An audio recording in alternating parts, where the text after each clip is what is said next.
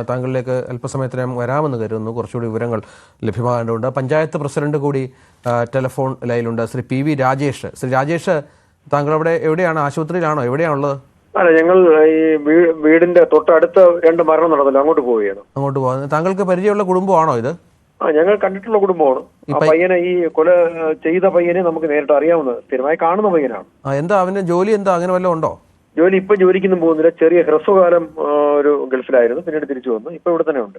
ഈ നാട്ടുകാരുമായിട്ടൊക്കെ സഹകരണമുള്ള ആളുകളാണോ? എന്താണ്? ഭയങ്കരമായിട്ട് മിങ്കിൾ ചെയ്യുന്ന പയ്യനല്ലായിരുന്നു. പക്ഷെ അവന്റെ ഈ അവന്റെ ഉമ്മയും മറ്റു ഒക്കെ നല്ല ബന്ധമുള്ള ആൾക്കാരുമായിട്ടൊക്കെ നല്ല സഹകരണമായിരുന്നു. പക്ഷെ ഇവൻ അങ്ങനെ കൂടുതൽ ആൾക്കാരുടെ മിണ്ടാറൊന്നുമില്ലായിരുന്നു. പക്ഷെ മറ്റു പ്രശ്നങ്ങളൊന്നും തന്നെ ഇതുവരെ ആരും പറഞ്ഞിട്ടുമില്ല ഇയാളെ കുറിച്ച്. എന്താണ് ഇയാൾക്ക് പ്രകോപനം? എന്താണ് വല്ലതും മനസ്സിലായിട്ടുണ്ടോ? ഒന്നും അറിയാൻ വയ്യ. ഒരു പെൺകുട്ടി കൂടെ വീട്ടിലുണ്ടായിരുന്നു. ആ പെൺകുട്ടിയും കൊല ചെയ്യപ്പെട്ടിട്ടുണ്ട്. ഇനി അതുമായി ബന്ധപ്പെട്ട എന്തെങ്കിലും ഇഷ്യൂ ആണോ എന്ന് അറിയാൻ കഴിയില്ല. പെൺകുട്ടിയുടെ സഹോദരനും ഉണ്ടെന്നാണ് മനസ്സിലാകുന്നത്. ഇല്ല, പെൺകുട്ടി സഹോദരനല്ല. ഇവന്റെ സഹോദരനെയാണ് ഇവൻ കൊന്നത്. അത് ശരി. ഇയാളുടെ സഹോദരൻ പെൺകുട്ടി ഒറ്റയ്ക്കാണ്. അതെ, പെൺകുട്ടി ഒറ്റയ്ക്കാണ്. ഇവര് നേരത്തെ ഈ പെൺകുട്ടി നാട്ടിൽ കണ്ടിട്ടുള്ള പെൺകുട്ടിയാണോ? ഇല്ല, ആർക്കും അങ്ങനെ അറിഞ്ഞുകൂടാ. ആർക്കും അങ്ങനെ അറിഞ്ഞൂടാ.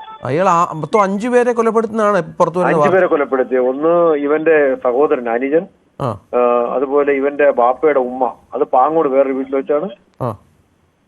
രണ്ടാമത്തെ ഇവന്റെ ബാപ്പയുടെ ജ്യേഷ്ഠനും ഭാര്യയും, അത് ഈ ഇവന്റെ വീടിന്റെ അവിടെ നിന്നൊരു 4 കിലോമീറ്റർ അപ്പുറത്തുള്ള സ്ഥലത്ത് വെച്ചാണ്. ഇങ്ങനെ 3 സ്പോട്ടിൽ വെച്ചാണ് ഇങ്ങനെ സംഭവം ഉണ്ടായിട്ടുള്ളത്.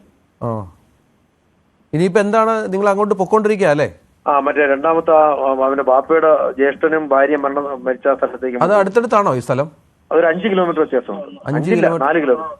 അല്ല, ഈ നമ്മൾ ഈ ഉമ്മയെയും ഈ പെൺകുട്ടിയെ കൊന്നത് നമുക്ക് മനസ്സിലായി പറഞ്ഞാൽ എന്തെങ്കിലും കുടുംബ പ്രശ്നമായിരിക്കും. പക്ഷേ ഈ മരണപ്പെട്ടിട്ടില്ല. ഉമ്മ ഇതുവരെ.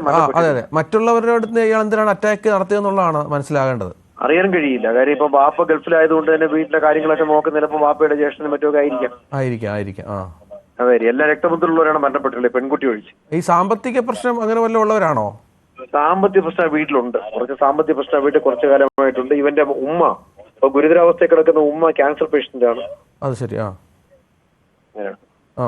അല്ല, അങ്ങനെ നമുക്കത് എങ്ങനെയാണ് മെമ്പർക്ക് എങ്ങനെ, പ്രസിഡന്റ് എങ്ങനെ മനസ്സിലായത് ഈ സാമ്പത്തിക പ്രശ്നം ഉണ്ടെന്നുള്ളത്?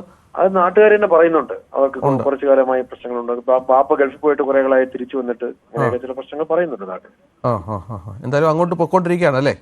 ഓക്കെ, ശരി. അതാണ് വിവരങ്ങൾ. ഏതായാലും ഇത് വളരെ ഞെട്ടിപ്പിക്കുന്ന, ആ നാടിനെ നടുക്കുന്ന ഒരു കൂട്ടക്കൊലയായി മാറിയിരിക്കുകയാണ്. 23 വയസ്സുള്ള ഒരു ചെറുപ്പക്കാരനാണ് 5 പേരെ കൊലപ്പെടുത്തി, 6 പേരെ കൊലപ്പെടുത്തി എന്ന് മൊഴി നൽകിയത്. ഇതിൽ 5 പേരുടെ മരണം സ്ഥിരീകരിച്ചിട്ടുണ്ട്. ഇയാളുടെ ഉമ്മയാണ് എന്നാണ് മനസ്സിലാകുന്നത്. വാപ്പയുടെ ഉമ്മയാണ് എന്നാണ് മനസ്സിലാകുന്നത്. അവര് അതീവ ഗുരുതരാവസ്ഥയിൽ ഇപ്പോൾ ഗോകുലം മെഡിക്കൽ കോളേജിൽ ചികിത്സയിലാണ് എന്ന വിവരം കൂടി പുറത്തു വരുന്നുണ്ട്. ഇത്തരത്തിൽ ഒരു സംഭവം നാടിനെ ഞെട്ടിപ്പിക്കുന്നു. എന്തെങ്കിലും കൂടുതൽ വിവരങ്ങൾ